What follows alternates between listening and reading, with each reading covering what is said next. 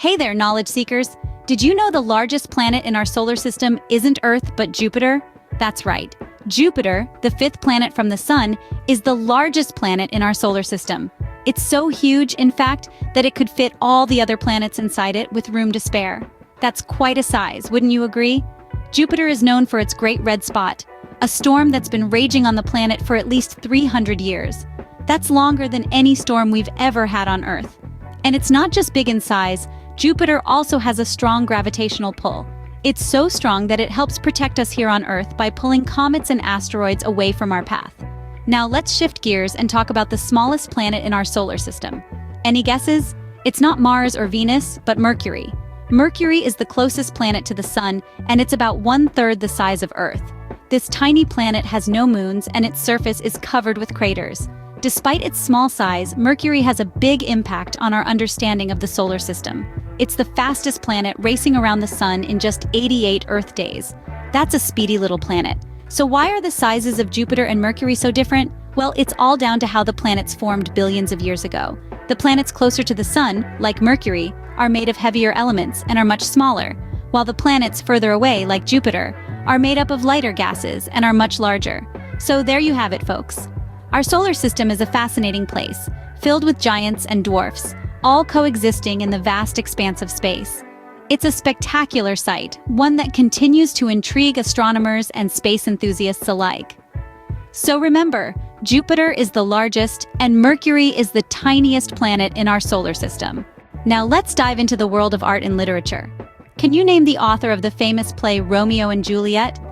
This classic tale of star-crossed lovers hails from the quill of none other than the legendary bard, William Shakespeare. His tales of love, tragedy, and intrigue still captivate audiences, centuries after they were first penned. From the romantic cobblestone streets of Verona, we're off to something a bit more modern. Our next question takes us to the magical world of wizards and witches. Can you tell me who the author of the Harry Potter series is?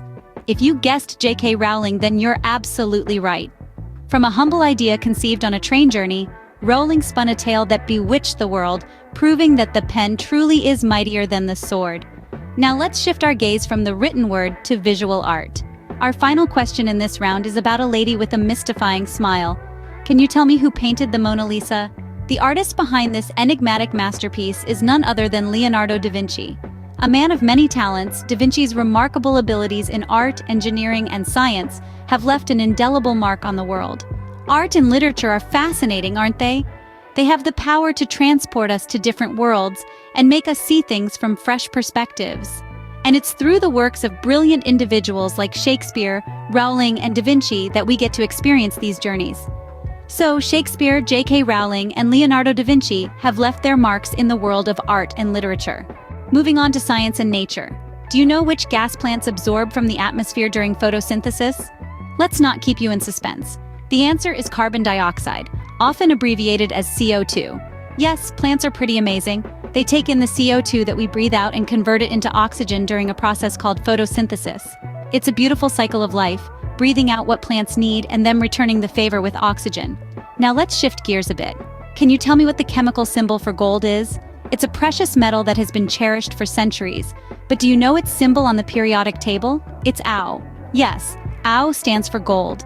The symbol comes from the Latin word for gold, aurum, which means shining dawn. Speaking of elements, there's one that makes our parties a lot more fun. Can you guess which element is commonly used in balloons to make them float? It's not air, it's actually helium.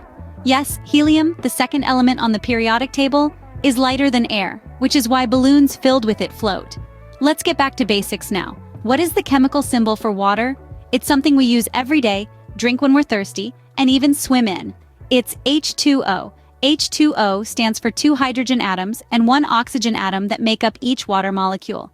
So, to sum up, plants absorb CO2, gold is AO, water is H2O, and balloons float because of helium.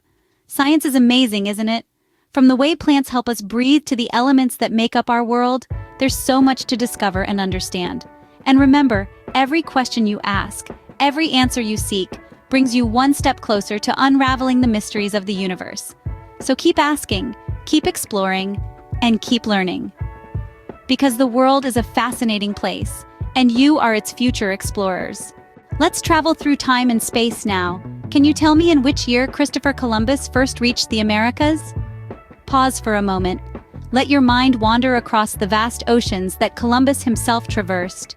It was in the year 1492 when Columbus sailed the ocean blue, discovering a whole new world. Now let's ride the waves of history and land in a place where the sun greets the people first. Do you know which country is affectionately known as the land of the rising sun? It's none other than the enchanting island nation of Japan, known for its rich culture, fascinating history, and awe-inspiring landscapes.